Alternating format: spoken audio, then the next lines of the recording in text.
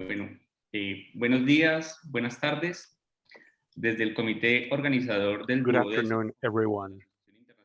From the organizing committee of this event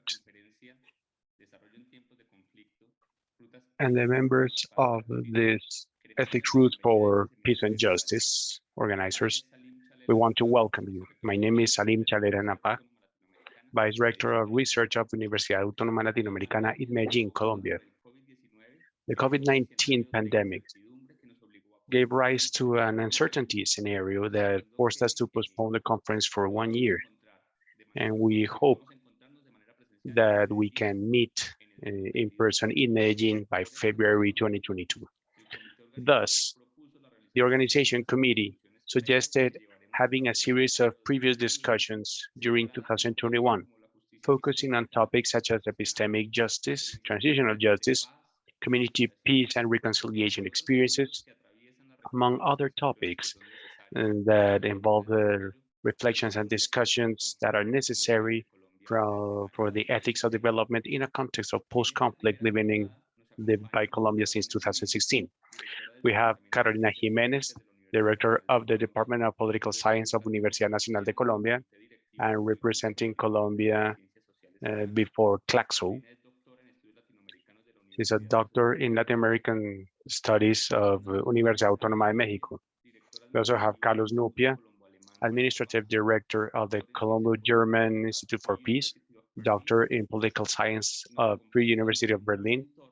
We also have Lubín Torres, Community Activist of Corporación Investigación y Formación por la Transformación in Medellín, and Alexandra Gudelo, Director of the Center for Studies with Population Mobilization and Territories, and Doctor in Social Sciences, Childhood and Youth.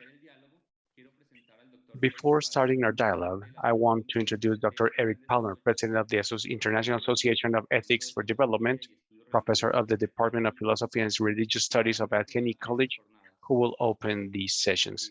Eric, good morning. Good morning, Salim, and thank you very much.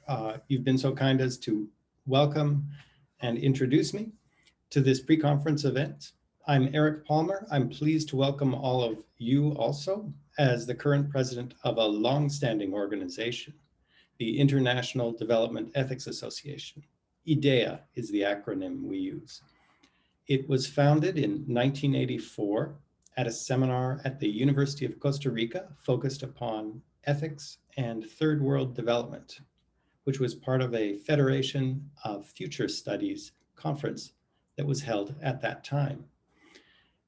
David Crocker stood as the first president of the organization. And Luis Camacho was also a founder of the organization and a host organizer for the first IDEA conference, which occurred in Costa Rica again in 1987. They themselves may explain this history further at another of the pre-conference events that is scheduled some months from now.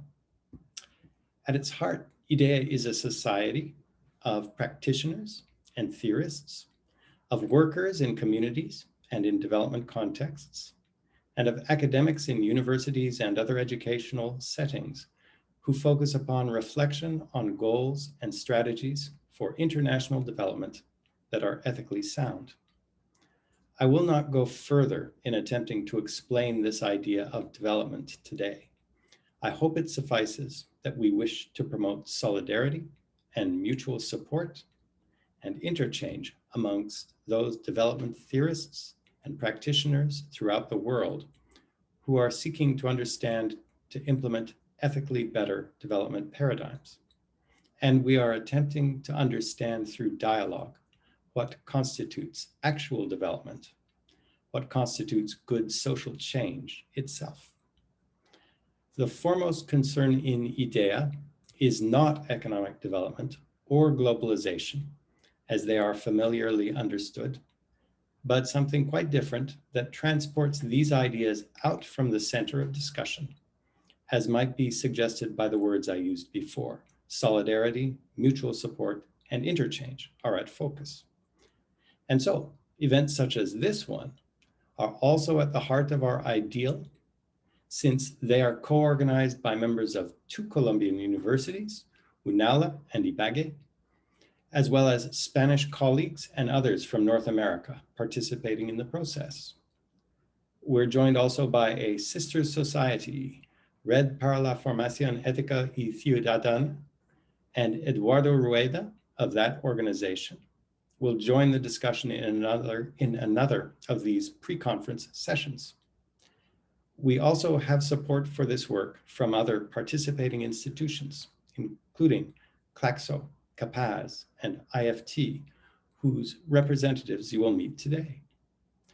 And further generous support for future events will come from Biblioteca Pública Piloto, the Public Library of Medellin, and for this and future events from the Guadalupe Institute of New Mexico, USA, which, along with UNALA, provides support necessary for the production of these pre-conference events. So I've said quite enough by way of introduction. To learn more about IDEA organization, please visit developmentethics.org, and for redetica, redetica.org. I'll drop those notes in the text. You might join with these organizations, either by noting the opportunity to join at the websites or at our forthcoming conference, which we hope now to draw many of you towards. The conference is currently planned for summer 2022. As we become more certain of the practicality of opening physical as well as virtual participation for the conference, a new call for presentations is planned for this fall, for those of you who have not as yet had confirmation of your participation. So I thank you for your attention and now turn you over to the session chair, Dr. Alexandra Agudelo, Director of the Center on Population, Mobility, and Territory at our host institution, UNALA, the Autonomous University of Latin America in Medellin, Colombia. Thank you. Thank you, Eric. Bueno, buenos días para todos y todas. Good morning, everyone. It's a pleasure to join everyone as a moderator. First of all, I would like to share with those of you joining us through Facebook and other channels that today's topic I'm going to discuss with Carolina, Lubín, and Carlos the part of the broader topic of what do we talk about when we talk about development within the context of armed conflict. It's no secret that for over 50 years of conflict, or these over 50 years have fragmented the Colombian society. It has entailed a loss of trust in institutions, and it has affected social fabric. This has also implied an increase, a deep expansion of the pain and loss of trust regarding the possibilities for a future in the country. Hence, thinking about development has a lot of aspects. In many occasions, thinking about development might directly mean to think about projects, companies, and initiatives that may have given rise to part of the conflict. I'm talking about that line of development directly associated with exploitation of resources, with the extraction industry, with mining, land stripping, and of course, enrichment resulting from this land stripping or dispossession. We also need to think about others' perspectives, to think about peace construction and strengthening communities and reestablishing the foundations of an economy that might allow the country to take new routes for development. This means that when we talk about development, there's not a single aspect. This is polymorphic, polysemical, and this gives rise to many debates. And whenever we talk about the conflict, or development within the context of the armed conflict, it's also important to talk in Colombia, on one hand, the signing of the peace agreement with FARC, the implications of having FARC as a political party, and the implications of the signing of the agreement in the reactivation of new forms of violence. But we all have placed our hopes to rewrite or to rebuild the history of this country.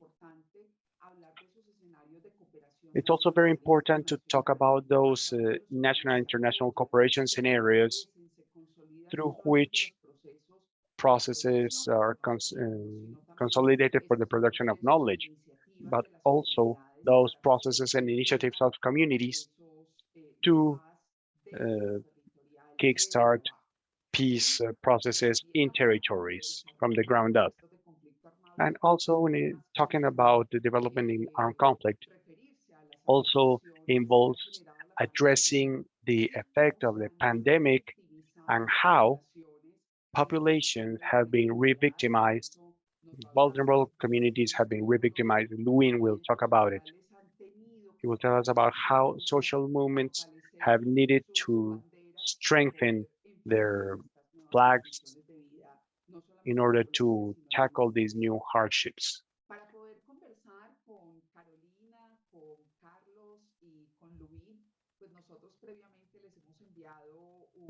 We have sent a series of guiding questions so we can address these diverse elements about development within an armed conflict.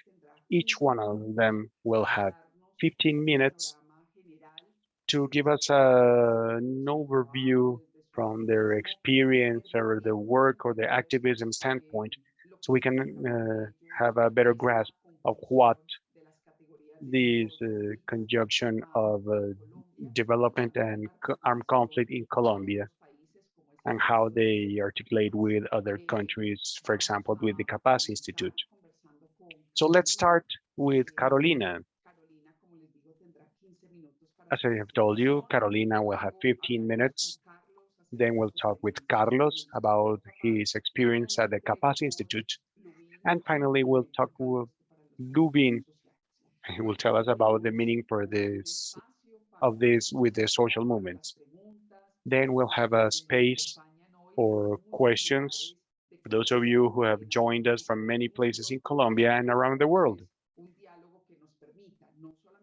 And thus we can have a dialogue so we can delve into this category and also, as Eric would said, connect with the future events of this conference. So Carolina, you have the floor. Welcome to this space and thank you for joining us.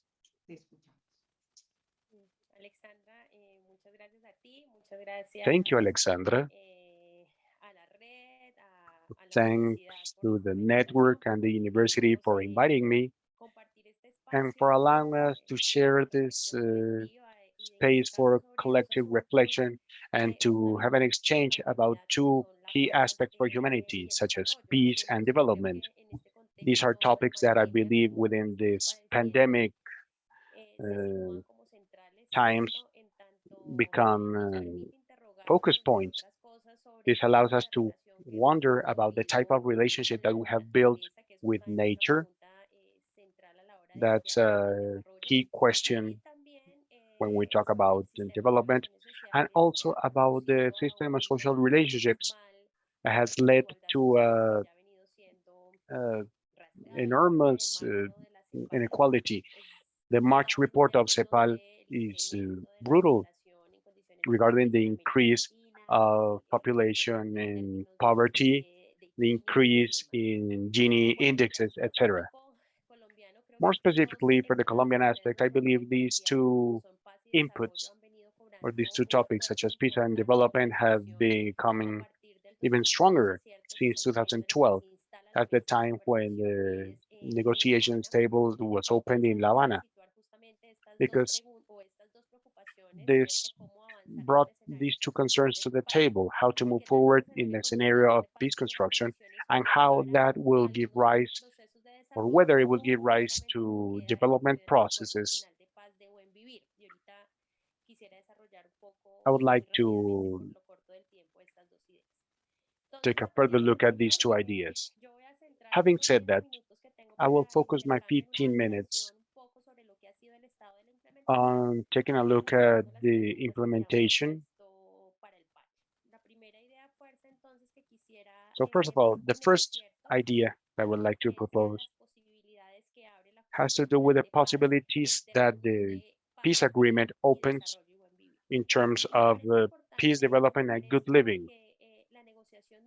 I think this is important because the negotiation and the collective process opened by the peace process brought the idea that rural transformation and the transformation of the conditions generating violence not only are related to development, but also about good living or well living. This is significant for all Latin America, especially in indigenous communities. It's not a matter of just thinking about development, but also setting the right conditions to ensure a good way of living, a good life for everyone. Point number one of the peace agreement says that we need to make structural changes in rural areas in Colombia, and that involves development and well living. I want to say that the final peace agreement becomes a scenario to drive a series of transformations that are fundamental to dismount violence and to move forward in this idea of a stable and long-lasting peace where territorial conditions can shift towards well-being conditions. This leads me to stress the importance of this agreement. It's not just any agreement, it's a fundamental tool. If we think of it from the political and social action to drive reforms, i.e. those minimum reforms, not only to rearrange collective life, but also to understand conditions. This will bring much more guarantees and democracy. Now, in regards to the importance of the peace agreement, we must note, and that's my second idea, I want to suggest that the balance is quite troublesome. It has been almost 4.5 years since the signing of the peace agreement in the Cologne theater, and the balance is quite sad, actually. In our think tank, which has constantly been supporting the implementation process, we have been holding a series of theses regarding the non-compliance on the topics of the peace agreement or the agreement per such, and thinking about why it has happened. Due to time constraints, I won't be able to delve into each point of the agreement, but overall there's non-compliance. Theoretically, we have made more progress in point number one, but uh, progress has been quite limited. And these have distorted the peace agreement. In point number two, progress is precarious, and the key figure for this discussion, such as the transitory peace circumscriptions, haven't been able to be developed. Point number three, which talks about guarantees for security. The situation is quite alarming. We have seen an increase in murders of social leaders, ex-combatants, massacres. This shows us that the possibilities to generate conditions for communities to remain in their territories are minimum.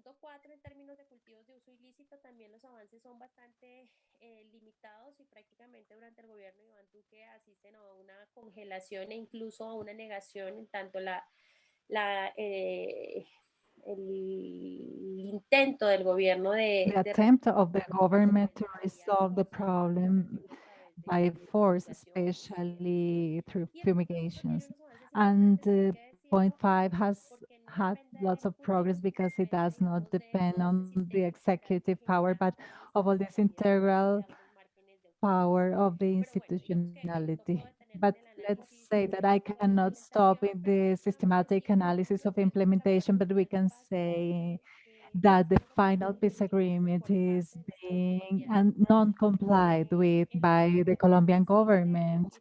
Colombian state says that they comply and they have simulated the compliance. They develop public policies and they make us look as different policies, so generates figures like a future zones or strategic investment zones that are contrary to the agreement, and they manifest that they are part of the implementation of the peace agreement. It's important to point out that because the possibility, the effective possibilities of the agreement are closed with the treatment that that Colombian state has given to them.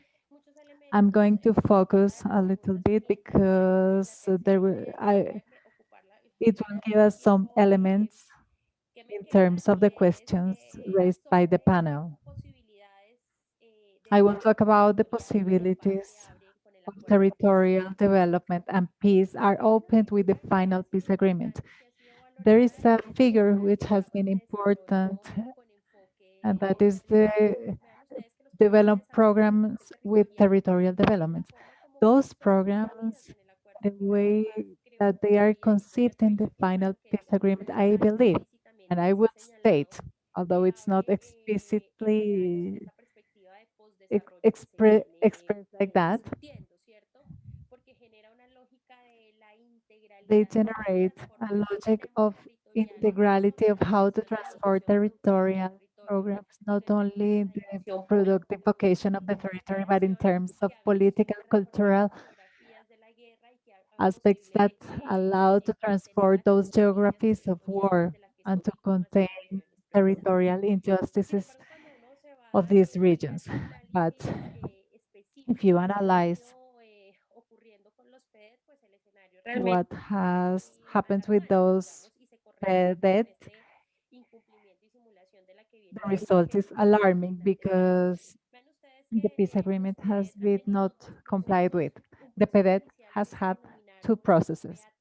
The first one, the PATRs, which was the construction of regional transformation programs where they asked communities what should be done, and those processes were carried out in 2019 and part of 2020, but later the RT agency say that a private consultant firm should make this design.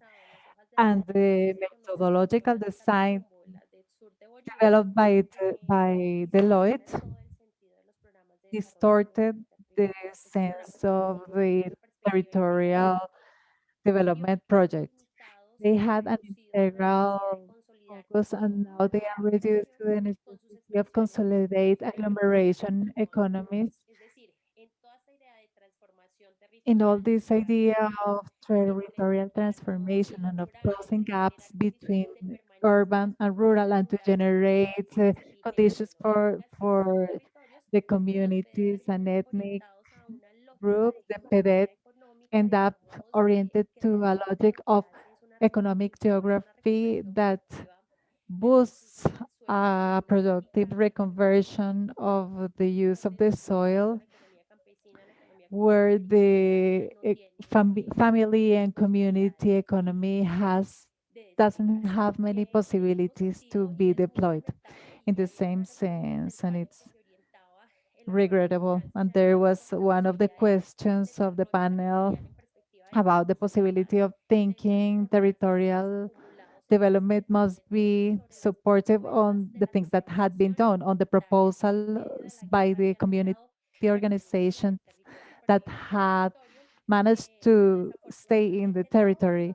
But unfortunately, those previous things that were done were not recovered by the Duque government. So these ideas that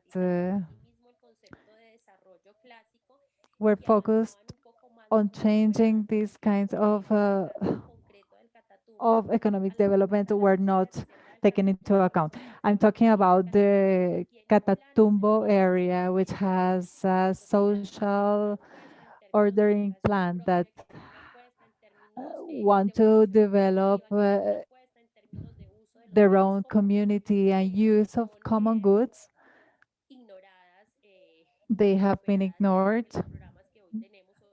not taken into account. And so the programs that we have are against not only by the territorial peace, but they are against some discussions at world level.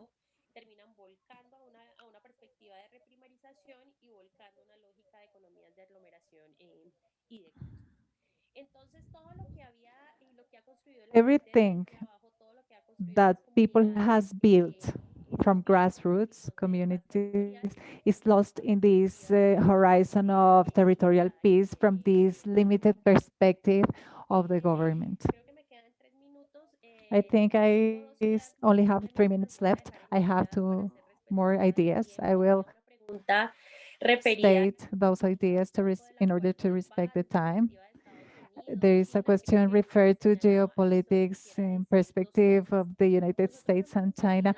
I would like to say that we have insisted that peace in Colombia is a peace for Latin America. We cannot see Colombian peace strictly at a national level, but we must read the regional perspective for several reasons. Under the rhetoric of resolving the internal conflict in Colombia, there has been important impacts for Latin America. Today, in terms of those conditions, we are worried about US troops coming to Colombia through what was called security assistance, which is placed in 5 strategic areas. On the one part, we cannot think territorial peace, but a territorial peace that is contained with the military and with strengthening military via the presence of foreign troops that are trying to achieve peace building. As for the challenges, in spite of this regrettable scenario that we are going through of not compliance with the peace agreement and with the territorial militarization, the final peace agreement keeps being a scenario for possibilities. We remember that in November 2019, one of the agendas of the organizations was to demand the implementation of the agreement. Today we have won in terms of social understanding of the explanation of the causes and the elements that have dynamized the conflict and the importance of making progress in building peace. And there is social recognition that peace generates effective conditions to walk. And therefore, today we can say that this final agreement keeps being a dispute territory which will play a key role in terms of the political process that we are going through in Colombia. And it's important to take it into account because it generates effective conditions in terms of well-being. It is possible, and we have the material and social conditions to live In Colombia, the pandemic has demonstrated that poverty can be increased. And we maintain that if there would be an effective implementation of the point one of the final peace agreement, there would be more favorable conditions to face the pandemic impacts. I leave these ideas, which are very general. If you are interested, we can develop more in detail some of them when we exchange ideas. Thank you, Carolina. Undoubtedly, you leave us many elements for discussion, and some questions have started to arise now. Thank you so much. Now I'll give the floor to Carlos Nupia. Buenos días, ¿cómo estás, Alexandra? Hello, Alexandra. Bien, gracias. Bueno, The floor is yours, primero que todo, Carlos. pues agradecer a First los of all, organizadores thank you de to esta preconferencia the organizers of this del pre-conference Congreso that Internacional aligns para el us Desarrollo del to año with entrante. the Ha sido 12th un poco conference. esfuerzo I have realizado por witnessed the efforts that they have carried out to todas las personas que están to allí. do Muchas this gracias por la session. invitación. Thank Yo you for inviting me. voy a tratar de enfocarme como en I will try to focus on poco three y eso quería points dejarlo claro. Estoy hablando based como desde una posición en la que se trata de un instituto I am financiado por talking cooperación from the internacional, position of an cuando uno institution trata funded de by pero el instituto es multilateral académico y cooperation, eso, por lo menos and it's an el academic pensamiento alemán es importante institution. porque That in the German tiene, context is digamos, very important because the independencia, academia de is cierta manera, independent.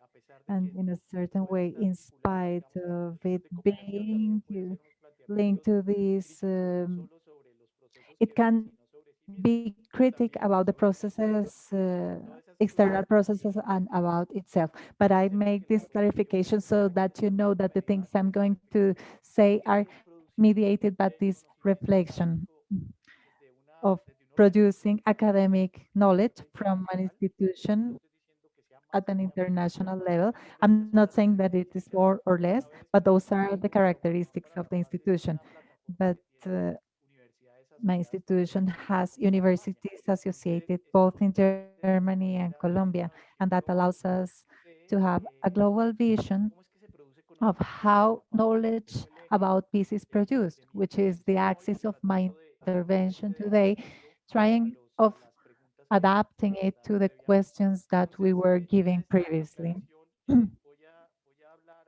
Having said voy a that, referirme como a tres puntos.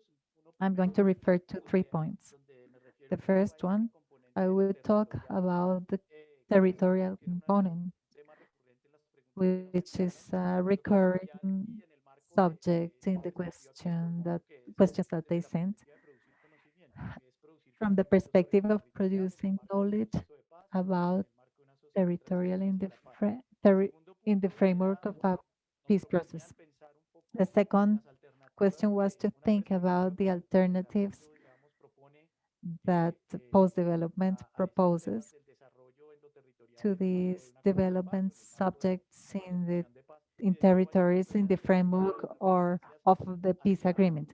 And I el will tema del refer conocimiento y la also producción to the y la subject producción of y difusión del knowledge conocimiento. and Y por último, production pues haré and otro spread puesto of que puede knowledge. ser una referencia al papel de la And I cooperación will internacional talk about the role en el of contexto que international acabamos de revisar. cooperation in this Entonces, context para we dar have just inicio, el primer expressed. punto sobre territorio, As for the conocimiento y first point desarrollo, about digamos que es lógico development and knowledge, el proceso de paz en it Colombia, is obvious lógico that the más peace bien, process in se Colombia is inició not porque logic. la comunidad internacional, el Wha- proceso de paz en Colombia It tiene una was particularidad que es evident to the international community that de hecho cuando in Colombia the peace process has an important component, which was the territorial component. When you talk with people who have been linked to peace processes in other countries, they say that they point out that that in Colombia the peace process is linked to the territory, and you first review journals or international magazines, and the subject of territorial peace is interesting as a concept, and which generates interests in many people. You see many joint productions between universities in developed countries and underdeveloped countries. They are interested in reviewing the subject in Colombia. You start to notice that it is recurring something that they call the twist to the regional, that has to do with all the all people who has worked in peace building. They are saying you have to look at local, and that surprises us because in Colombia we know that there are territories, that one territory is different to the others in geographical terms. So that concept of territorial peace is appearing. Geographs in Colombia have reviewed that and have started to show what we already know, that political limits of territories are blurred when we talk about drug trafficking, that there are corridors where drugs are trafficked, and that changes territories. And it draws my attention an experience that we have implemented now. It's a virtual and online courses about our our subjects. There is an interesting course about subnational development or the concept of subnational development. And I started to ask, and it's really important, since we have universities that are not located in Bogota, the vision of conflict from there starts to show the subnational aspect, which seems to be a scale to study that topic called peace. These concepts of subnational starts us to look at regions, the Caribbean region, what is happening in Cauca, the connections with Pacific. Other subjects arise in terms of producing knowledge about conflict and for the conflict. And it's important to differentiate what is to produce knowledge for peace or what is called knowledge about peace. That's a reflection that we have raised at the Institute, and it has to do with if we want to widen knowledge about peace, we are look international metrics about knowledge production, what they call expanding knowledge about peace. But our concept is very difficult to apprehend. What is peace? What is study and produce knowledge about peace? One starts to see what also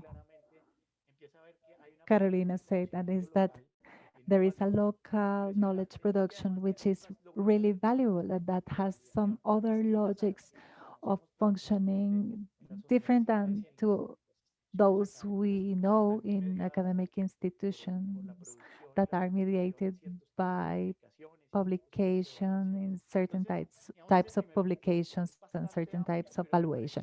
That point is very wide, but I want to say that territory is related with knowledge production.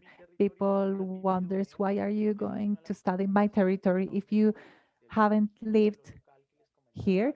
That's part of this twist to regional that I mentioned. There are questions about what is the best methodological way to study a community if I stay there for 20 or 30 days. And those discussions start to arise at an international level. How we study the topic of peace. There is an academic stance very strong, which are the colonial studies. Maybe you are familiarized with that, and that stance is a knowledge stance. How we produce knowledge with a Eurocentric perspective.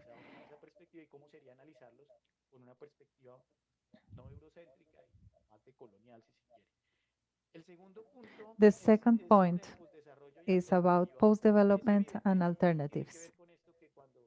It's evident when I was invited, I immediately thought about postcolonial studies because you can see the critic there.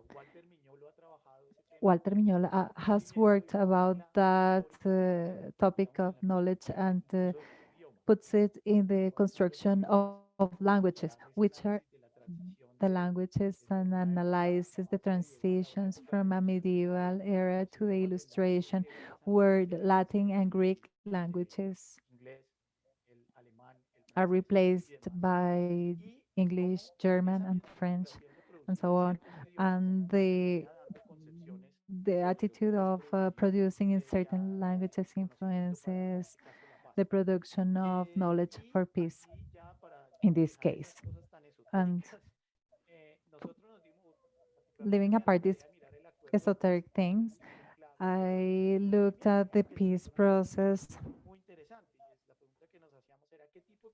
The question that we asked ourselves was what kind of knowledge must be produced for the peace agreement moves forward and could be realized in the context of development that is proposed. There are some interesting components, and I will talk about the need to produce forensic It's knowledge, not which is not, I think, as we would as imagine it, that it's so superficial as ingrained one can imagine. in matters about local knowledge production. But it's true that we need to learn more about uh, techniques, forensic sciences, because there are a lot of challenges in the transitional justice system, which is the symbolic reparation. And at some point, we need to give answers about what happened with the missing persons. And hence, the progress made in science and knowledge has been interesting. I'd like to bring the Equitas case, an organization of professionals in forensic matters that address things that you would never think of, but they are clear that it's clear that they're needed. You need to identify missing persons.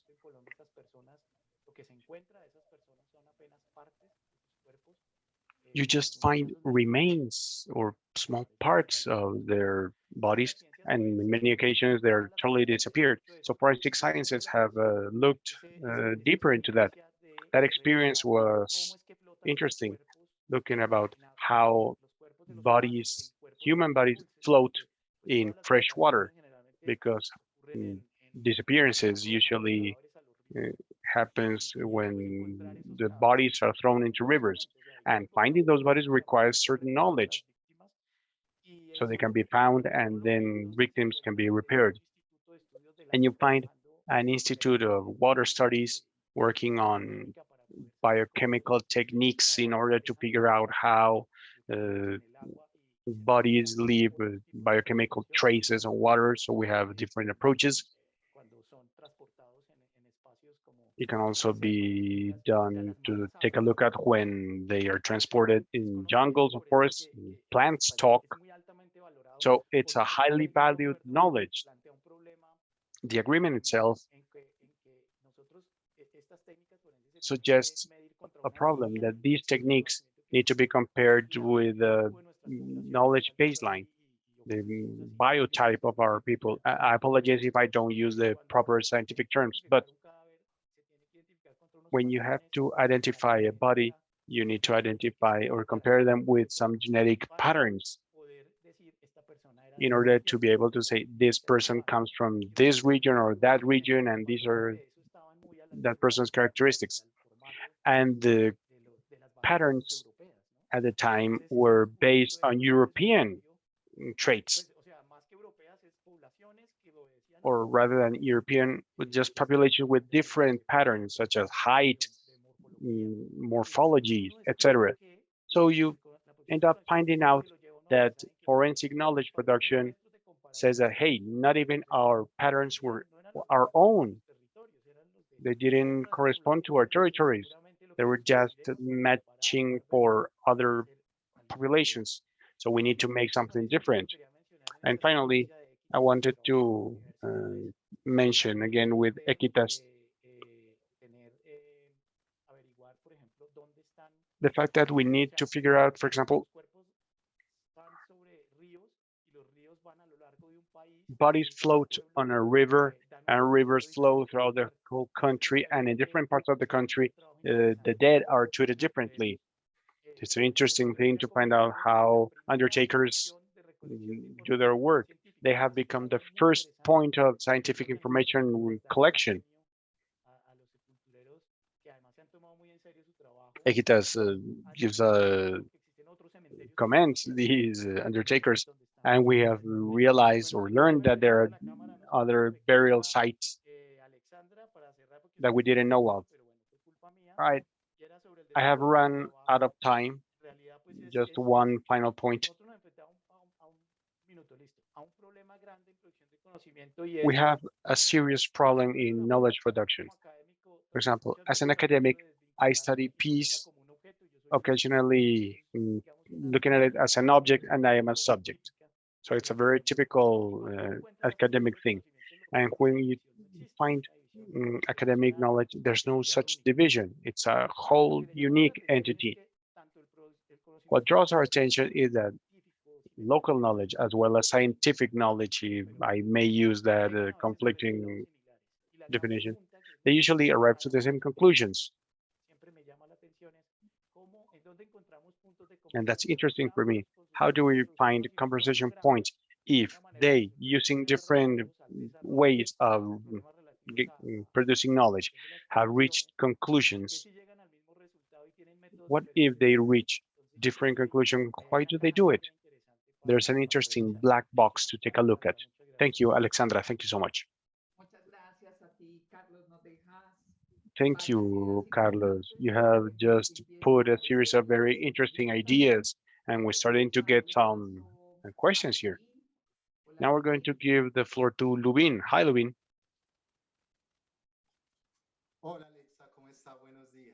Hi, everyone. How are you? You have the floor, Lubín. All right. Someone just started, turned on a lawnmower. I hope it doesn't make that much noise. Hello, everyone. My name is Lubín Torres. I'm a part of the IFT Corporation. It's a grassroots organization in Medellin that has been for over 10 years addressing different problems from the popular sectors, especially in youth and children. And during the current situation, we have been providing support to immigrants and street vendors. My presentation will focus mainly on how development has affected popular sectors, especially regarding jobs and work, which because ultimately popular or underprivileged sectors end up being the most affected. And in times of pandemic, this effect has been even more significant. I'm going to talk about the support that we have been providing to the Familia de la Calle or street family and another collective of street people who appeared during the pandemic and focus on somehow addressing this current situation as well as the living conditions of people who live a popular economy. Historically, Medellin has seen a lot of victims of development.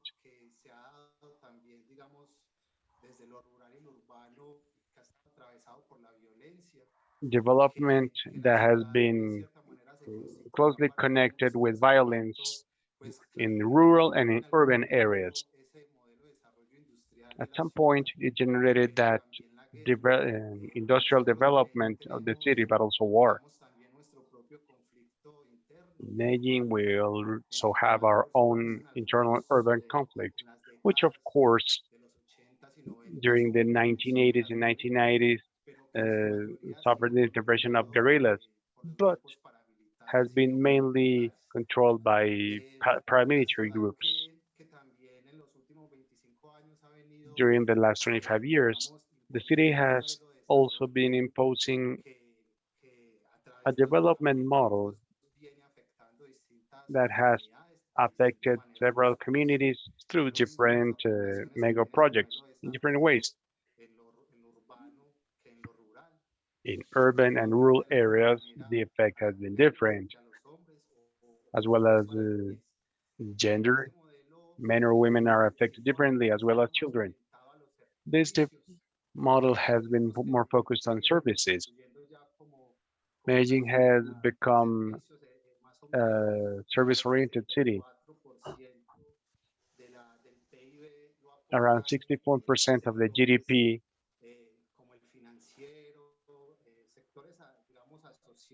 is built by the financial sector and service sector. I'd also like to say that within that service sector,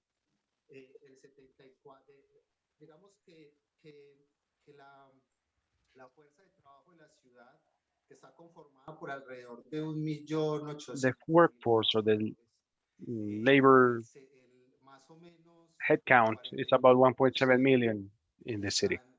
34% works on what we know as informal economy. That's about 800,000 people. Out of those 800,000 people, about 600,000 work on services. So 74% of the informal economy workers work on services. So this gives us an idea about this legal and illegal focus on services on this city, mainly on popular sectors. Having said that, and now turning to the pandemic, we all know that the pandemic has has brought many different effects. And it has highlighted many of the unsolved problems in Latin America, and especially in Colombia and in Medellin, we see an increase of underpaid jobs or precarious jobs.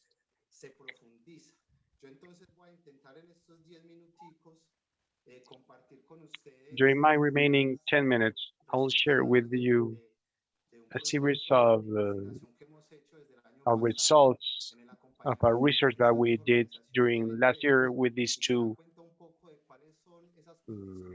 organizations, so we can take a better look at the economic and social conditions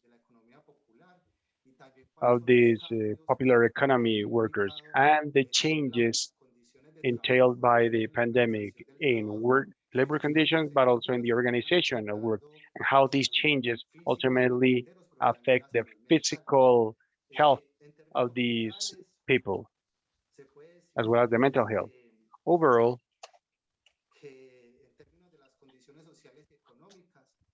in terms of economic and social conditions, First of all, Familia de la Calle or Street Family is an organization that was set up during the pandemic, and it's the result of a characterization that we did during May to August last year, because we wanted to learn about the most urgent needs of informal salespersons. We interviewed 273 people. With Familia de la Calle, we already had 273 of them, especially street vendors.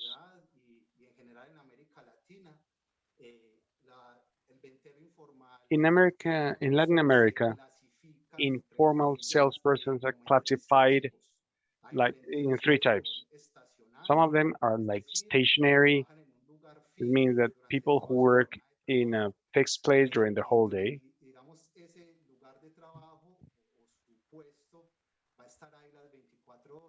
And they're going to have that place for 24 hours. Some others are semi-stationary. They bring their module, their selling module, and put it away during the night. And we have those who continually wander the city, carrying their merchandise on their shoulders. Familia de la Calle are mostly comprised of the latter, from which we don't have any records, but we believe that could be triple the amount of stationary and semi-stationary salespersons.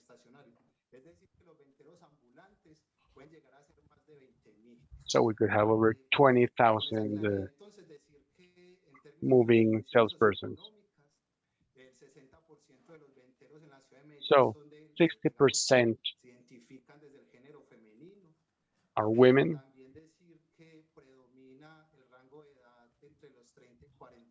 Ages are mainly between 30 and 40. Average age is 36.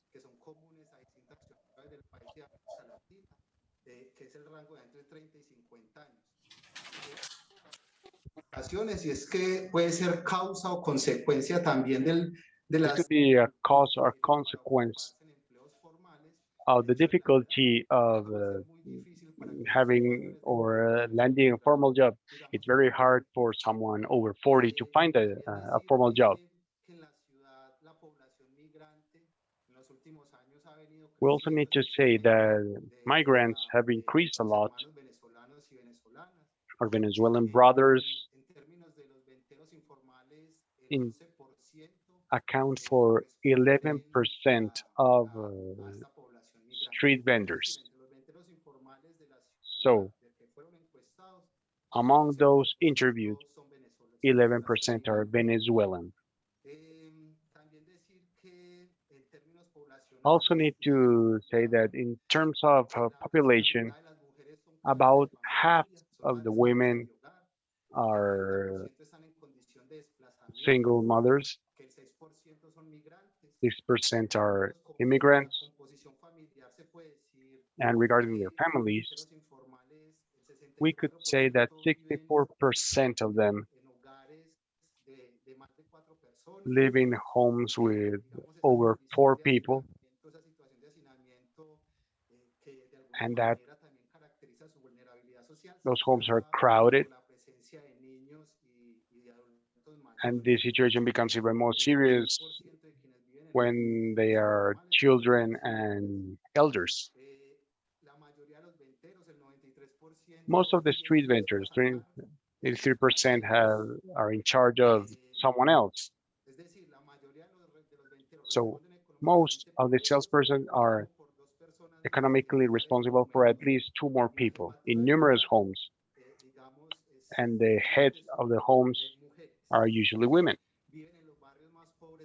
They live in the poorest neighborhoods of the city, especially in communes 1, 3, 6, 8, and 13. Comunas or communes are areas known around the world because they are part of the origin of violence in the city. In terms of health, 84% of street vendors are affiliated to the health system. Most of them, of course, in the subsidized regime. This figure says that there's about 15 to 60% of the population that have no health coverage, especially in migrants. Another important piece of data is that 35% of street vendors have said that they have faced psychological issues at home during the pandemic. 34% of the homes, those street vendors, their income are below to the minimum wage, and only 3% have incomes equal or above the minimum wage. This says a lot about the vulnerability of these families.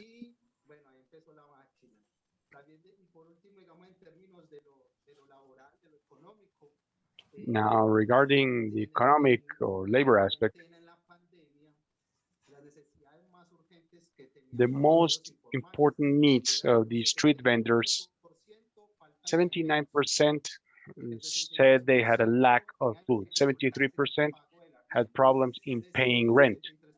So 63% of these people don't have their own homes. And 49% of them had problems paying utilities. Of course, these difficulties remain in times of pandemic and even become more serious. Regarding social protection, 23%, only 23% had some sort of protection by the state, and mainly elders and displaced persons. This means that 80% of street vendors are not a part of any social program of the government. That's when we realize the need or the urgent need to talk about the basic income. Now, as for the labor organization, we must quickly say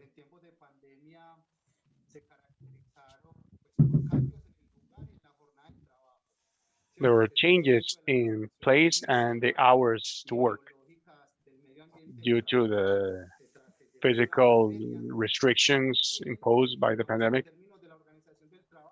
And in terms of work organization, they have been seriously affected by the control of the state. We're going to take a deeper look at this.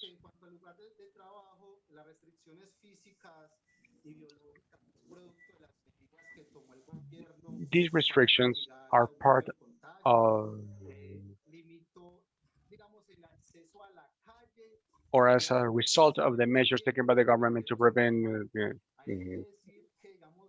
the spread of COVID. We also need to say that informal sales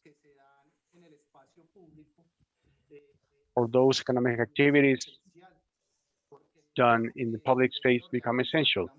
The work of the street vendor takes place on the street and requires the presence of the customer.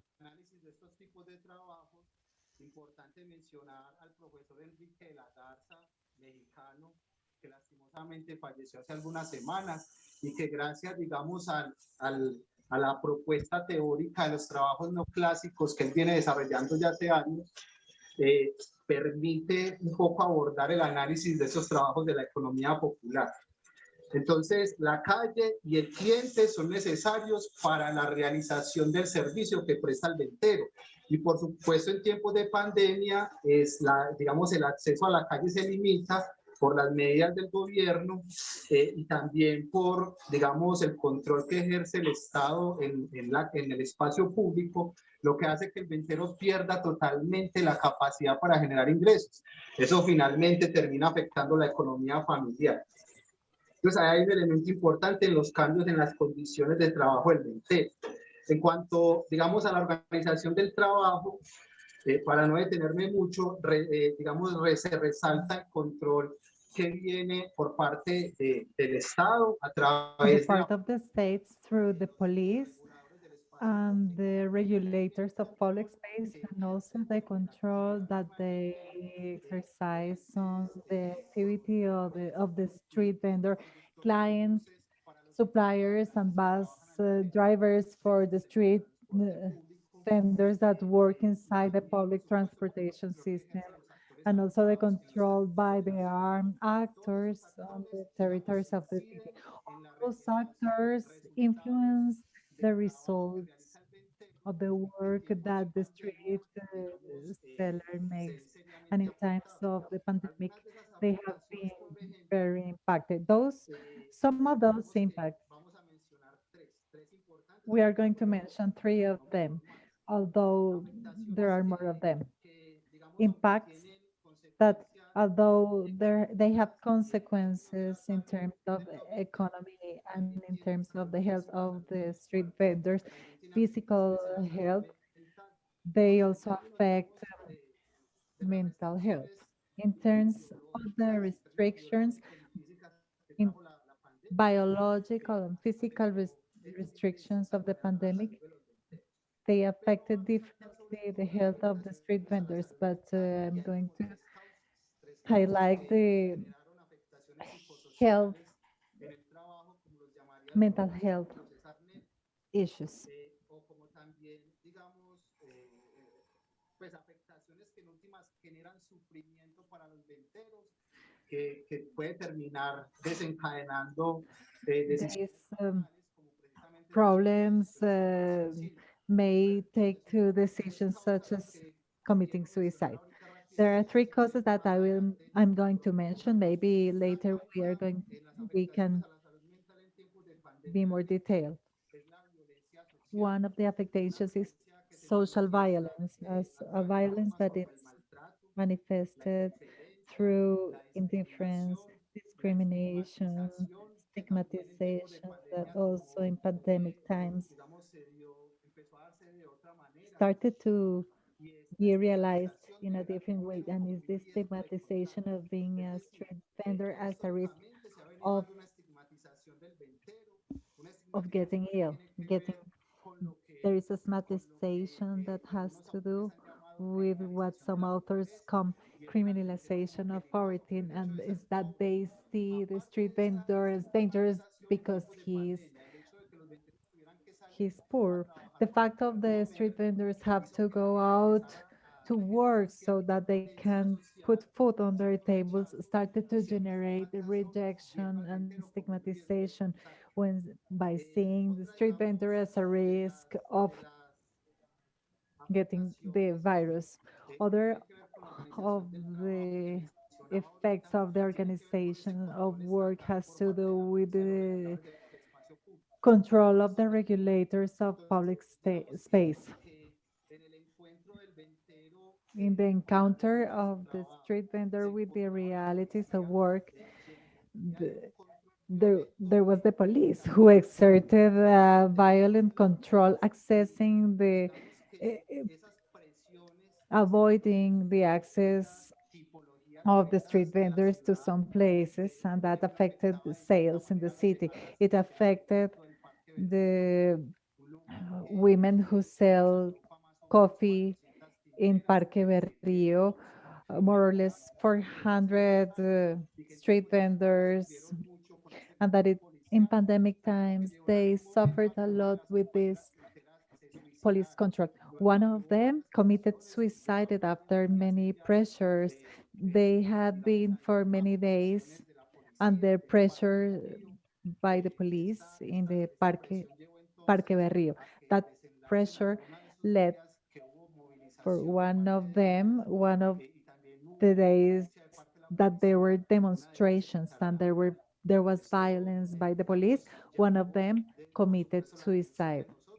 That caught our attention, and we emphasized how the mental health of the street vendors was being affected.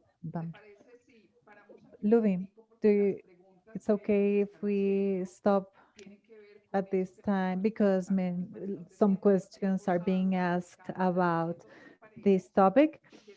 So if you want to, later you can speak about this more in detail. Thank you.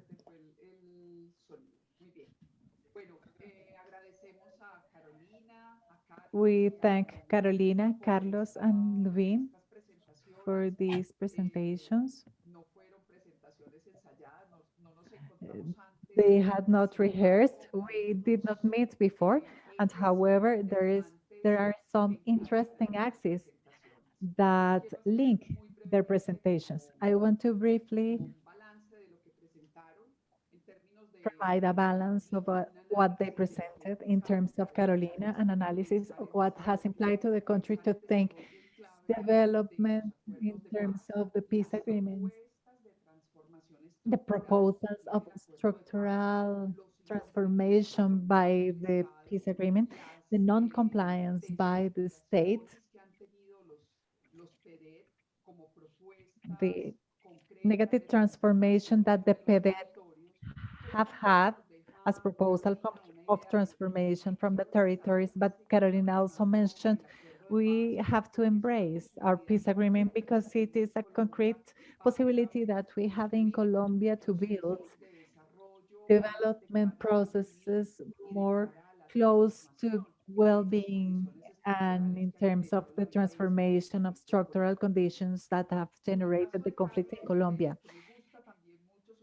As for Carlos' presentation, I liked it really much because it links with a statement by Carolina, which has to do with the requests for the role of knowledge in peace building and also of knowledge in the knowledge that we have about peace. Carlos points out the importance of forensic practices. Carlos didn't say it expressly, but I think that these forensic practices applied to many scenarios of conflict may help us to recognize what has happened, to have memory, how we have lived this conflict in each of the territories and how from that knowledge we can build alternatives for development. One important element that Carlos leaves us is the importance of territorial peace, looking local, looking again at those contexts focused on where the conflict has been generated and where communities have clear ideas for the construction of peace. And Lubin talks about the Medellin context. That's why I say that it's a really interesting thing because he lands in Medellin what happens in the territory disputes, these disputes for the big projects. He mentioned one slogan, Medellin, the most educated city. Those are slogans that generate in the territory many disputes, not only facing development, but also the ways of life and the aspirations of peace and coexistence. I would like to propose Carolina, Carlos, and Louis to talk more about three topics and later to talk about three general questions. I'm going to read the questions and I will give each one of them 5 to 7 minutes to talk about uh, all that what people are asking us, and then we'll do a second round for those two general questions. In the case of Carolina, people ask us to talk more about the statement you said, which is very compelling, and it's that in the case of the peace agreement and the non-compliance by the state, you say that the state has made has made to appear, no, no. In the case of Carlos, Carlos made a distinction between knowledge about peace and knowledge for peace. They ask us for you to talk more about that. What is that knowledge for peace about? And in the case of Lubin, they ask us for you to talk more about the urban conflict in Medellin in terms of how those big projects and slogans that you talked about, but also those drug trafficking and paramilitary groups disputes generate a particular way of conflict in Medellin, disputes for development. That has to do with the question. I imagine that it comes from abroad, that if it's so precise, if those drug trafficking fictions are so precise in Colombian reality, that is, if you could state that the ways of drug trafficking and those narratives about the Patrón del Mal have to do with conflict and development in Medellin. Is it clear for you, Carolina, Carlos, and Lubin? Carolina, you have the floor. Thank you, Alexandra. There are two subjects that I think it's important to develop to answer to the question. A general one and a more concrete one. If we I presented the general map of the balance of the implementation of the agreement, but it is important to differentiate or identify the nuances between the government of Juan Manuel Santos and the government of Ivan Duque, a government which is the one who is which signed the peace agreement, and the government of Ivan Duque, which makes a campaign against what was agreed. During Santos' government, it's important to say that there are important progress, but they are not sufficient. And that is a first problem for what I have indicated that, and it is that in Santos government, the funding of the agreement was established, and we have shown the concept of the not funded uh, piece.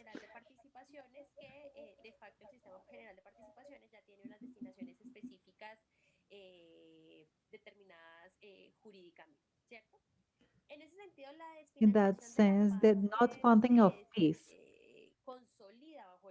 which is established under Santos government, leaves limited conditions for complying the agreement. That's the first element. The second element is that the Duque's government makes the promise to destroy the peace agreement. However, it's important to point out that he doesn't manage to materialize that proposal because there is a social and political component that allows to contain those intentions. If when President Duque decided not to sign a special law that shows a lack of political force of the Centro Democrático. That is important to contextualize what I have said. There is a not funded piece, and there is an intention of ending with the agreement, and it was not possible. So the Duque government tried to simulate some of the components of the agreement. When I talk about simulation, is that I say that I comply, but what I comply doesn't has nothing to do with the peace agreement. The National Development Plan has peace component that does not correspond with the implementation plan and with the peace agreement. But Duque says that he's going to implement what was agreed, and he has boosted programs from his government, which are not programs of the peace agreement, but they want to make them seem as part of the peace agreement. This idea of simulation is very perverse. If you have a not funded agreement, and on the other hand, you have an agreement without commitment, when you see the implementation, the government checks actions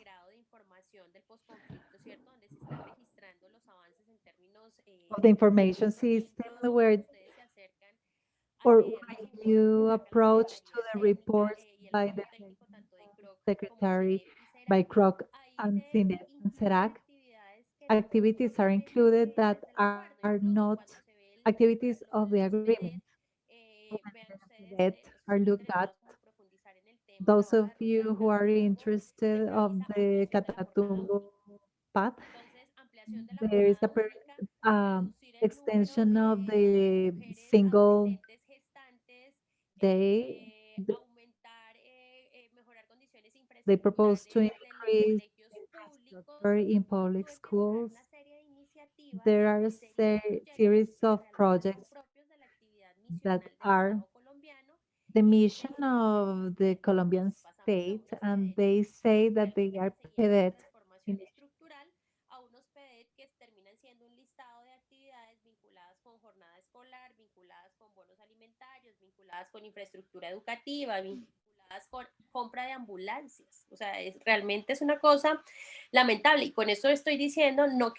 this, I'm saying not that it is not necessary that the government complies with these kind of projects, but you cannot say that these projects are in compliance with the agreement. These are basic conditions that the state needs to comply with or without a peace agreement. So those are only some examples of the many that you can see on point two, when there was a strategy in terms of recognizing some representation of women for boosting processes that allow to close the gap. The the government includes any program and they say that they are complying with the peace agreement. And I can go on with multiple examples that talk about of what I wanted to indicate. What I want to say is important to take into account the issue of not funding of the peace agreement, and the second, the simulation. I say that I comply with it, but I end up boosting some policies which are in line with my government orientation and not with the compliance of the peace agreement. Bueno, sobre el Carlos. tema, les acabo de poner en el chat un artículo que I just put in the chat an article that we wrote with two colleagues. conocimiento y construcción de paz. We have been working with them in this subject of knowledge and peace building. And I will explain this with a story. Dijimos, vamos a 2 years ago, we said that we are going to hold a workshop with some cómo es su rol y su producción de conocimiento sobre la paz. academics to tell us what the production of the knowledge about peace was being done. Una cosa muy grande, pero nos llegó una cantidad de aplicaciones, como teníamos como Many applications came. 100. No, mentira. We had 20 places and Igual era mucho, o digamos, en about poco tiempo 100 lo came in. vimos, este tema It surprises us. interés, pero lo que nos dimos And cuenta we saw that there was interest, and we saw that academics of different disciplines from biological sciences, natural sciences, social sciences, law, mandaron they comunicación sent como si fuera un paper their proposals as a paper to an academic conferences, and our question was very concrete. What was the role of knowledge in peace building? And there a reflection came up of if those persons who sent the documents understood the questions we asked, or simply they thought that by the fact of talking about something that was related to peace, we had to accept those papers. I put that in those terms because that's the question we asked ourselves. We realized that many people produce knowledge about peace with standards of their own disciplines. They came from economics and natural sciences, and with different methodologies. All of them said, I did this, I did this. And it was really interesting because they all have their methods of their discipline, but none of them said this is contributing for the resolution or for understanding the phenomenon of peace in this sense. And that element that we lacked is that maybe we didn't express the idea, the question how it was, or maybe other academics that produce knowledge and that interested in widening the knowledge about peace don't ask themselves widely enough. This division is very debatable, but it's people who looks with their knowledge to understand territorial peace and look at the debates, and that's very interesting. But there were people who are interested in building peace processes, and they used knowledge in a different way, where there were more integrations with the local elements.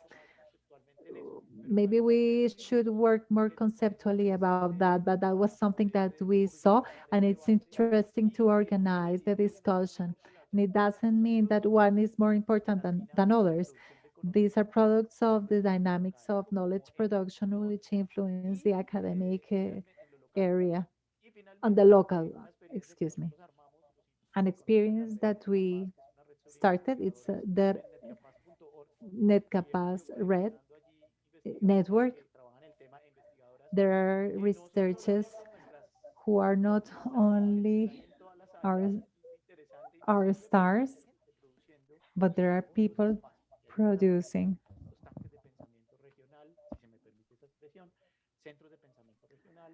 There are regional centers, independent researchers, NGOs that are producing knowledge and using the terms of those international journals, but have a particular element, and we have to watch what they produce. That would be very interesting. That would be the motivation of this difference. Thank you, Thank you very much, Carlos. Carlos. This makes me think about the series of debates, the current debates about the configuration of the field of peace construction as a field of knowledge, which detaches a little bit about the thing about knowledge on peace, which would be more theoretical and reflective, whereas the field of knowledge about peace construction involves a political, direct, practical engagement with territories and communities. That would be a very interesting topic. In fact, we would like to let you know that it is part of the tables proposed for the conference, ethics of development. Lubin, Gracias, Alex. thank you, Alex. Lo primero decir que la pregunta es común First thing, cada vez que uno sale del país, siempre la gente every time muy curiosa you go out of the country, la people are quite violenta de curious Medellín por esas about ficciones the violent reality of Medellin due to Escobar, the Patricio fictions, Alemán, the stories las about series de Pablo Netflix Escobar que han and mal no han hecho Netflix como también a mucha series celebridad. that have harmed so much the reputation of the city because it shows Historias y momentos críticos de la stories ciudad que and no queremos pasar critical por stories and moments in the city alto that we no o longer queremos olvidar, entre comillas, or that we want to forget, quote unquote, and we want to bring up stories that are more relevant and important to be shown, such as the work done by the social and agricultural movement in the city, or with the projects that they have undertaken. Since the times of Pablo Escobar in the 1980s, violence in Medellin has not stopped. It has harmed communities in many ways, or it has affected them a lot. It has ingrained this mobster culture, this mafia culture, that ultimately has an influence of the mindset of even of children and youth. For example, one of its characteristics, victims, youth have been the victims and the perpetrators. There are terrible figures that say that over half of those in arms in Medellin are youth. A few years ago, it was said that it was about 16,000 members of armed groups in the city.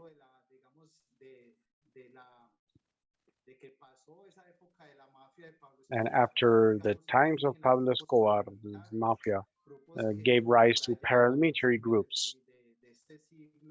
By early 2000s, with the peace construction processes in Medellin, migrated into different forms and criminal organizations, and they still remain. They have control of territories. There are some comunas with invisible borders. You can't go from one street to the other or one neighborhood to the other. There have been pacifying efforts, of course. For example, certain types of agreements between those who have ruled on behalf of these armed groups. Those agreements are not so public, but you can hear about them. Some people have dubbed them as co-governments. On some occasions, it seems like the city has been ruled not only by politicians, but also by these political criminal groups. As for the street vendors or informal salespersons, commune number 10, which is in the center of the city, is the one that has the most people. In the 1980s and 90s, groups called Convivir were created, and those gave rise to the paramilitaries. And even though these realities have changed, the actors have changed in the downtown area, there are some areas where the police and regulators have no control. The other groups have still hold control. As we said, there are certain actors that have an effect on the how the salespersons works. Armed groups have the final say where you can work or cannot work. We totally disagree with this, and that's one of the main topics that we try to address with these salesperson groups. First of all, trying to mitigate the effect of that criminalization of salespersons by law enforcement and the mindset of people who see salespersons as popular salespersons as criminals. We also want to address those forces that use violence illegally. We also disagree with that. I guess that's how I would answer that question. Thank you, Lubín. We'll have a new round, but prior to that new round, we want to give the floor to Dr. David Crocker, one of the founders of IDEA, who would like to make a contribution to this conversation.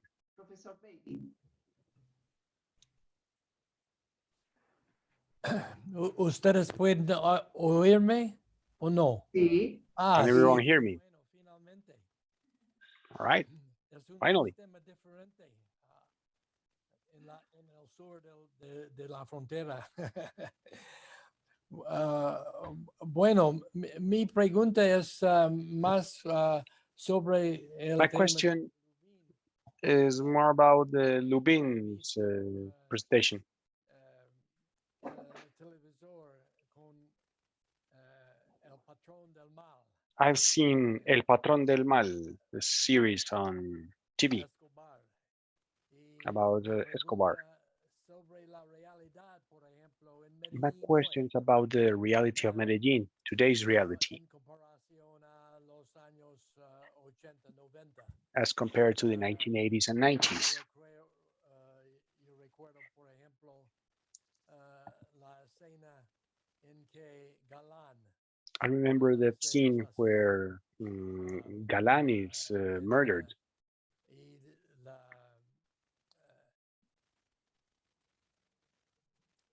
hubo mucha gente en favor de este movimiento de Galán.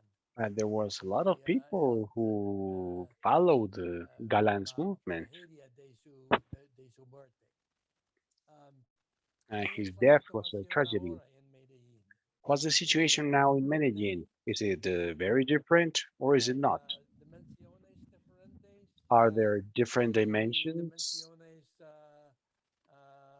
mismas o no?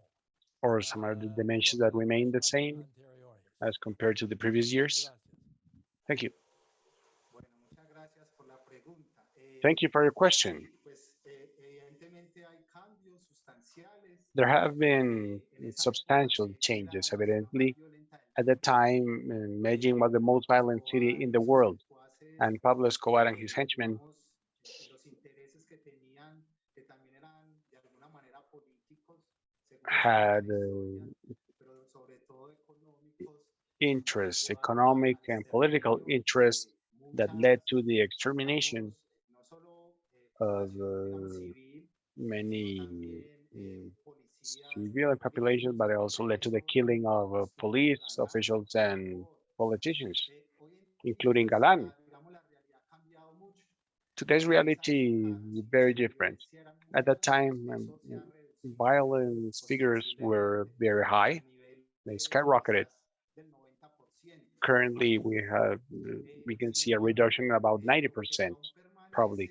However, what we do still have, such as as or comparing this with colonialism, if I may compare this. Of course, we no longer have colonies in Latin America, but we still have that mindset. The same thing has happened in the cultural history of violence in Medellin.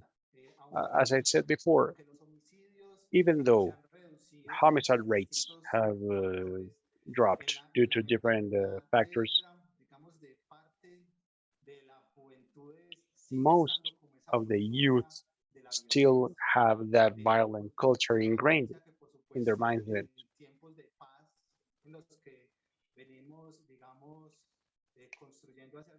Those of us who have been building peace for some years need to address it. At the IFT Corporation, we have generated processes seeking to build a peace culture in search of changing those ideas and mindset that still linger in youth and childhood. But yeah, David, that violent reality has changed, has mutated. Even though homicides have dropped, we have seen an increase in other types of violence, for example, forced disappearance. A few studies, I want to say, I'm not dedicated to studying war and violence, but those who have studied this phenomenon have said that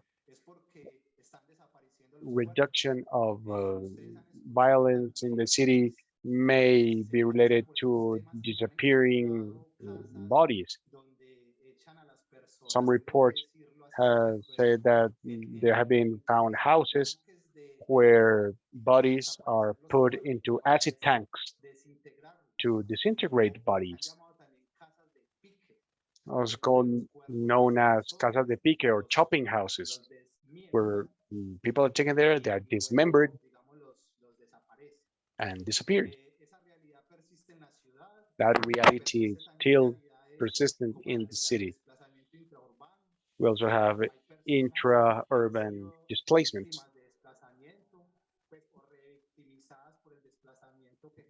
People have been displaced, are now being re-victimized. But overall,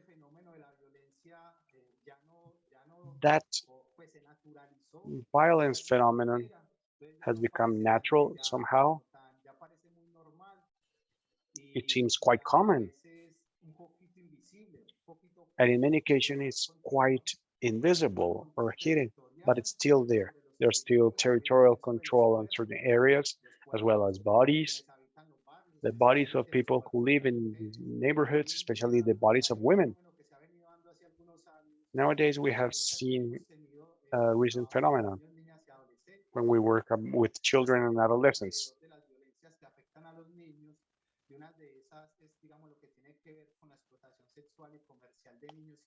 And this involves sex trade and sexual exploitation with the children and youth.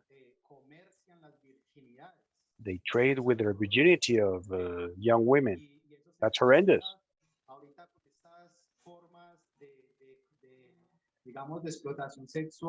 And with these new ways of exploitation virtually,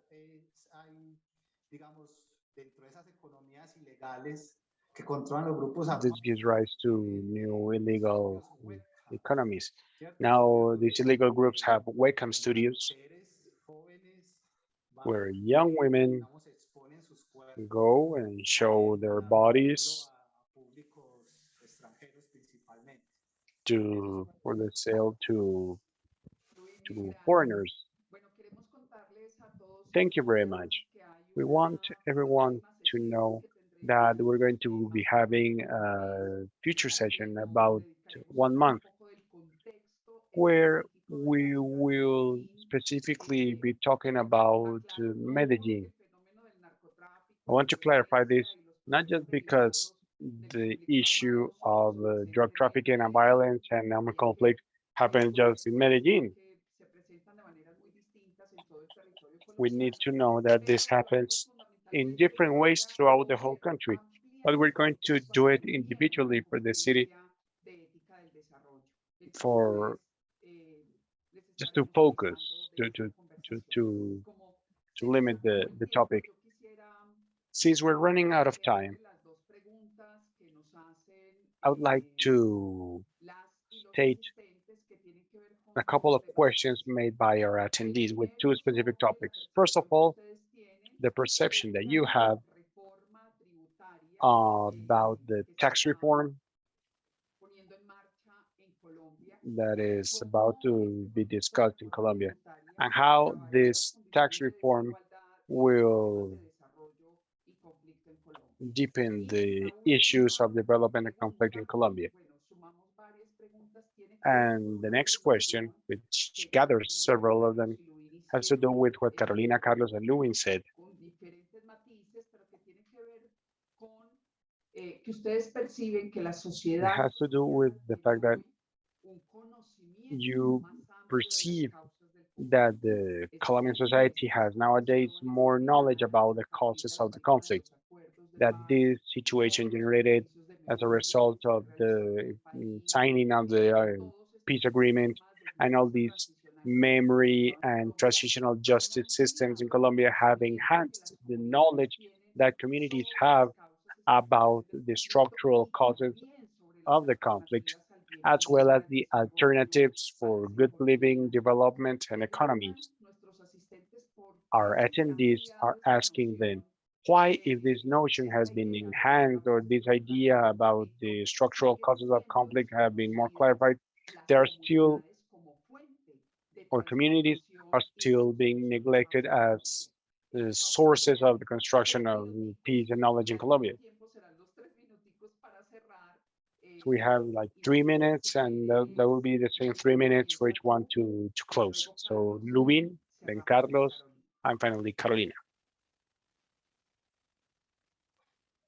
Bueno, sí, es cierto que hoy en día contamos con mayor información, Yes, conocimiento currently we have more information and knowledge about the historic causes of the conflict. esas causas It is also no true se han transformado, continúan vigentes, that siquiera los they haven't acuerdos transformed, they que are still in place, trabajando and como not even the sociedad, agreements that we have en este caso con las FARC, worked on as a society, in this case with FARC, esencia, we're able to address digamos, o las causas the esenciales del essence conflicto, or the root causes por of the ejemplo, la conflict. reforma agraria, el For acceso a la example, tierra, the porque agrarian vivimos en reform, las access to ciudades, land. nacimos For those of us who were y la born in ciudad the cities, tampoco hemos tenido were, acceso a la vivienda. Entonces, muchos for de las personas example, que haven't had fueron access to our desplazadas own housing. fueron despojadas, There have been salieron del people campo, displaced llegan a and la stripped ciudad, from their land, construyen and de they manera come to the informal city, una vivienda y en esas viviendas they viven durante build muchos a años. precarious house, and they Después, live ¿qué over there pasa for many luego? years. Quien llega luego So it's, a and the revictimizarlos, a decirles que deben development dejar sus comes viviendas to porque tienen re-victimize 30 o them, 40 años, telling them that they porque se need to leave their impone homes un after megaproyecto 30, 40 para years la ciudad que because there's a supuestamente mega project for va a the city beneficiar a las that comunidades. will Y supposedly las be for the organizaciones del benefit of the movimiento whole people. social también históricamente dentro de sus luchas han intentado visibilizar, por Historically, supuesto, las organization comunidades, and social el movement have tried conocimiento to make popular que communities ellas more mismas visible, as construyen, well as the pues knowledge, como the popular quienes knowledge that they viven, have built, digamos, since they are the ones esas realidades en living sus these territorios, realities in their por territories. supuesto, a Hence, contarla they desde el are the campo. ones that Desde la corporación should be IFT, nuestro telling their enfoque, story. digamos, en términos At políticos, es desarrollar IFT, privilegiado, por our supuesto, las approach has comunidades. privileged or put Nosotros, the digamos que communities aprendimos también at de the las head of bases this. del We have legado que nos learned, dejó el profe Falsborda, que nos ha dejado el profesor Arturo we Escobar, have the legacy of que nos ha Professor permitido, Falsborda and Ture Escobar, digamos, replantear con las and this comunidades, knowledge has allowed us las to categorías con las go to the que communities and explicamos restate el desarrollo, el that conflicto situation y las and thus problemáticas. explain development and También, conflict por and supuesto, problems. dándole valor a las voces de las And of comunidades. course, Lo que creo es que, aunque los providing gobiernos the nacionales han right visibilizado importance to the en voices of distintos the contextos communities. del mundo lo que pasa en Colombia, todavía Yet, como que no se ha logrado hacer un eco we still haven't been able to para que, give them a loud digamos, en otros voice países entiendan desde las so perspectivas de that las víctimas other lo que ha countries significado la can guerra y, por hear the supuesto, los voices problemas of que the trae la communities guerra y el and the desarrollo. problems brought by war, Entonces and as vamos a well as avanzar. development Y overall. digamos, But we're estos taking steps. tiempos de nuevas tecnologías And during ayudan a these times facilitar of las new cosas. Y technologies, ahí quiero terminar, Alex, things have diciendo lo become siguiente.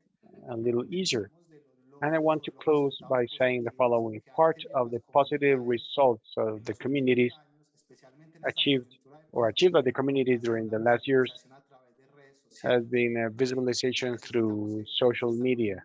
digamos, compartiendo con nosotros We en este need seminario, those who are estén sharing muy time with us pendientes de in las this redes seminar. sociales, We need por you to ejemplo, de la corporación be IFT, on the pero lookout también in de our Grupo social media. You can find us Core.ift, as también las redes sociales de core.ift la familia de la on calle Facebook, y del as colectivo well as La Artistas Familia de la Callejeros, Calle para que sigan and street enterándose artists también de esas collective groups, vulneraciones y esas so you realidades can continue to learn de las comunidades de Medellín. about the realities of these communities in Medellin. Thank you, Lubin. Carlos. Reforma tributaria.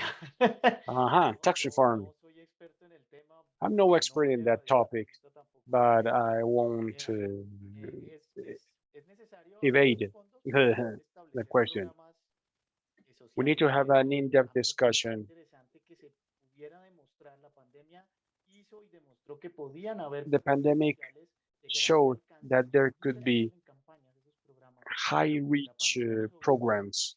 y llegó hasta el punto de hablar Those were de never high reach programs, digital y de and those were never included in the discourse during campaigns. But the pandemic started this ya lo discussion demás about es difícil, hay this elementos populistas, minimum evidentemente, allowances, for example. So o sea, there's a lot no of es populista, los unimos populist aspect. políticamente They're not populist, but they're used politically. If you tax food with the VAT, of course, it will start a stir.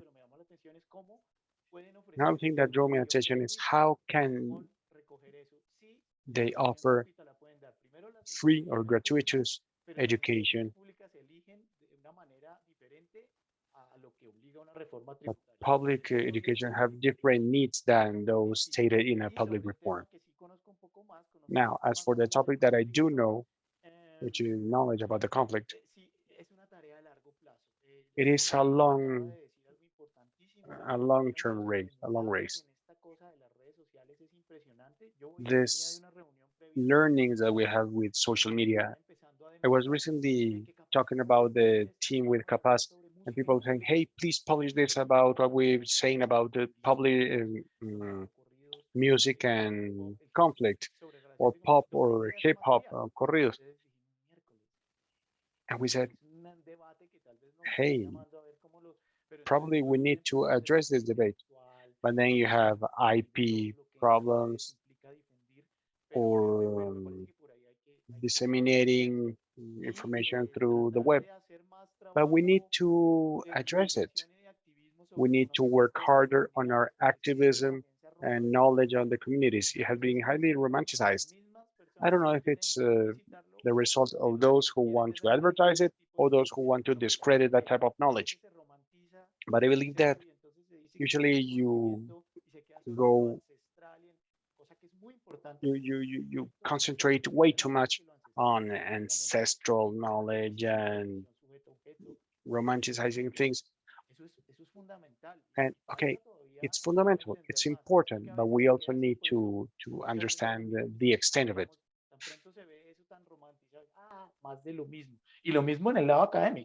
People would just say, hey, once again, more of the same topic, so we need to set up a good contact network. Carolina. Muchas gracias, Alexandra. Bueno, en 3 minutos es un poco tiempo para 3 minutes is quite a short time to delve into these two broad topics. In regards to the tax reform, I would like to point out 2 things. First of all, it's inevitable to analyze the tax reform in the social crisis context that we have nowadays.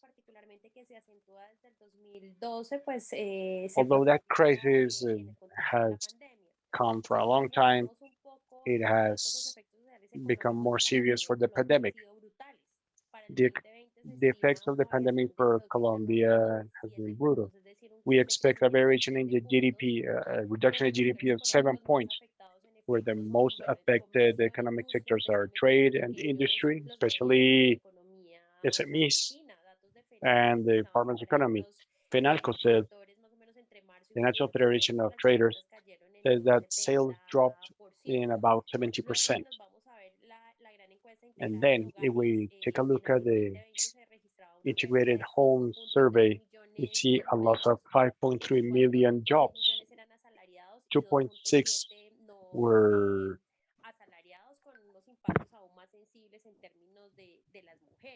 I mean, this has a significant effect on the people, especially women.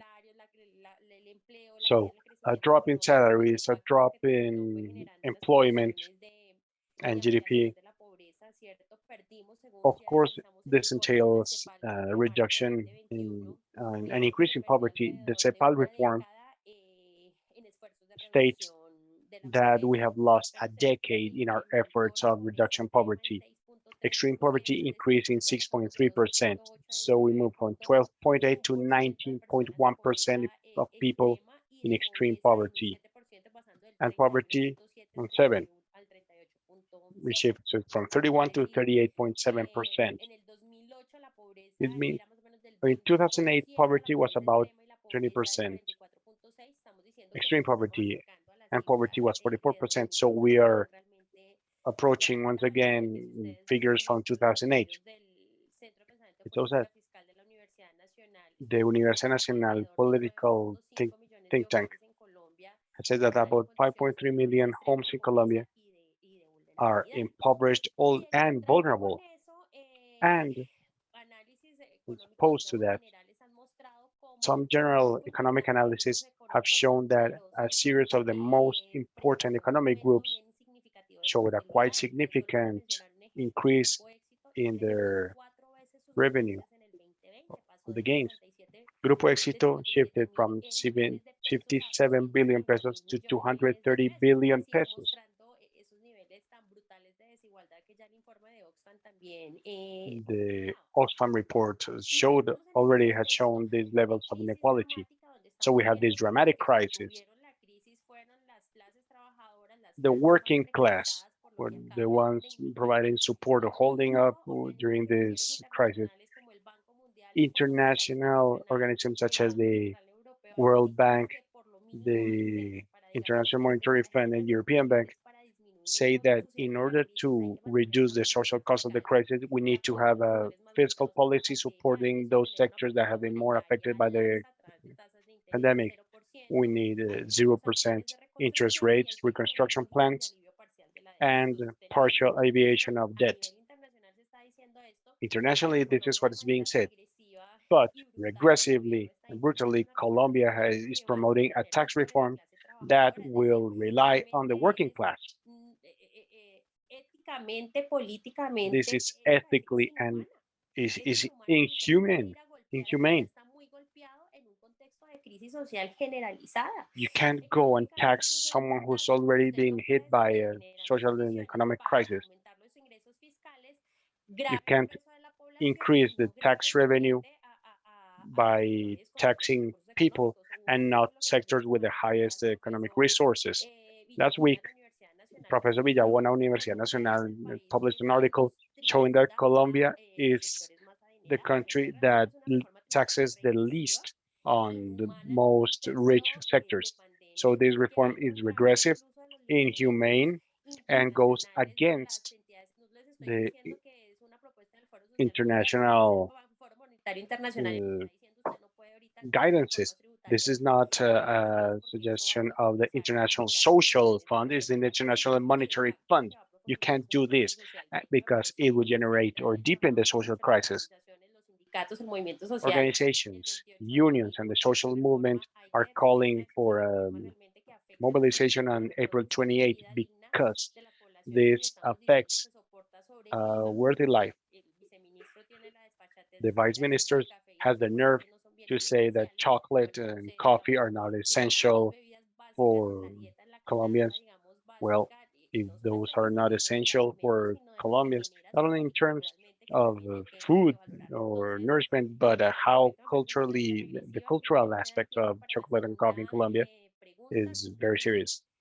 I have not much time for the other questions. I just want to thank you for this space. I think it's very important to have a debate and exchange about this topic that are so relevant. And in regards to the two elements that brought us together, peace is still a key or the central topic for those of us who continue to believe and work on demanding compliance with the peace agreement, because it includes key aspects that will enable a transition towards a most favorable way of life for everyone. Thank you, Carolina. Thank you, Lubín and Carlos. Our apologies for pushing you regarding time. Being a moderator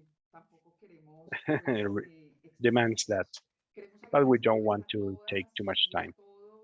We want to thank all of you for joining us in this session. And we want to remind you that holding an ethics of development conference in Colombia is important, it's relevant.